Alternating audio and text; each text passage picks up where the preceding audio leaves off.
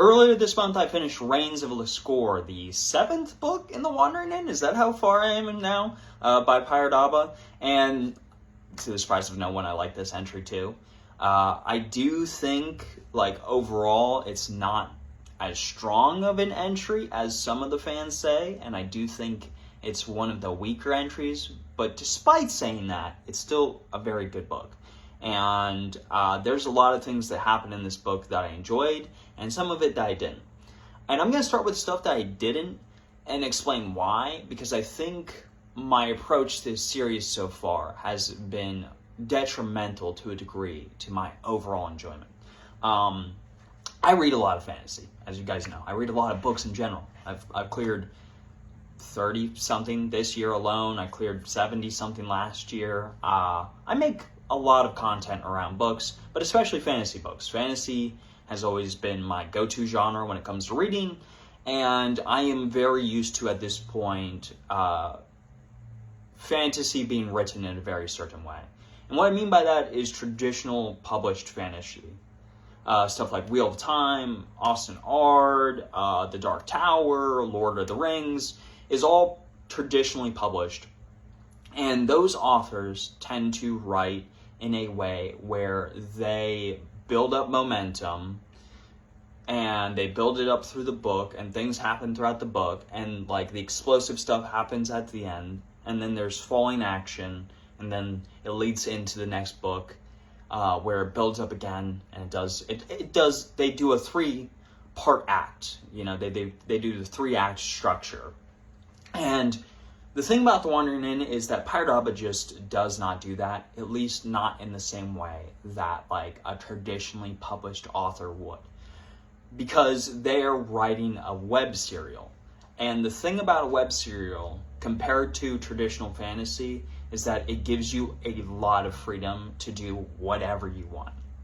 So you can have an epic battle right in the beginning of the book, and then have the rest of the book just be characters chatting. And not to say you can't do that in traditional published fantasy, you definitely can, but like it's harder to get away with, and your readership might not maintain consistency. But the thing about web serials is that like you as an author can say, this is what I want to write. I want to write about this character. This is the character I'm being inspired by. I'm going to write about them for the next 6 chapters or 7 chapters or this entire book. And you can get away with that because that's what your fans expect. Your fans even can have an influence on you by saying, hey, this is what we would like to read. And then, you know, the author replies. And that's kind of what Pirate Abba does. They just write whatever they want, and they build their world, and they create things. And sometimes as a traditional fantasy reader, I don't always mesh with that. So the beginning of this book, the first like 45% is incredibly strong. We have epic battle that happens outside Liscor that is really cool. We have a lot of really great character moments with Aaron and the Wandering Inn, and a lot of politics going on with the Wandering Inn that I really enjoyed. There's just a lot of very fun, like sitting around talking, but I felt like this book was going to build towards the Goblin invasion and the Goblin like menace, because I felt like that's where the books have been going. I mean, the last entry ended with one of the major side characters up to this point dying horribly, and like I thought we would maybe sit in that for a little bit longer, or like there'd be more serious consequences. And not to say there aren't going to be some like consequences in the future, but I thought like, I don't know, I expected more, I guess, from that, and it didn't happen. But instead we get this other battle with Liscor that is completely unrelated, which I liked. I really liked. It was a great moment for Aaron. It was a great moment for the Horns of Hammerod. It was a great moment just for the continent of Israel in general. But also, like, from there, it just feels like it slows back down, and it goes into plot points I don't really care about. And if you've read this book, you probably know what I'm talking about. There's like an entire subplot that happens with Celis, and I just didn't really care about what happened with her and the inheritance she gets. Celis, to me, up to this point, hasn't been a super interesting character, and I don't know. I wanted more from the goblins. I wanted more from Aaron.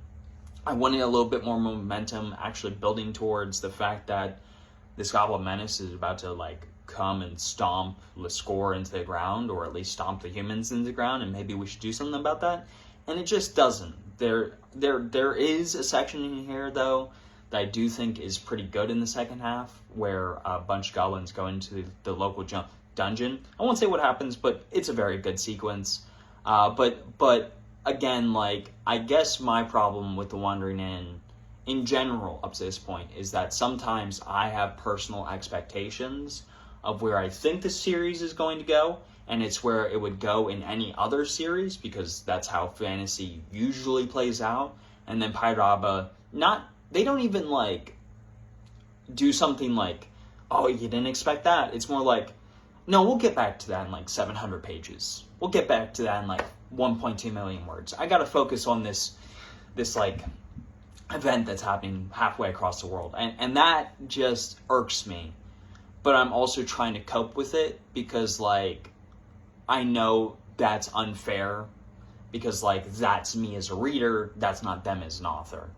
But anyways, this entry just wasn't quite as good. It didn't have all the things I had expected. I wanted a little bit more epic fantasy in this one, and I wanted a little bit more focus, narratively speaking, and it just didn't necessarily have that. I do hear the next entry is very good, so I'm very excited to read it. I'm thinking this one's like a 8.2 to 8.5 out of 10.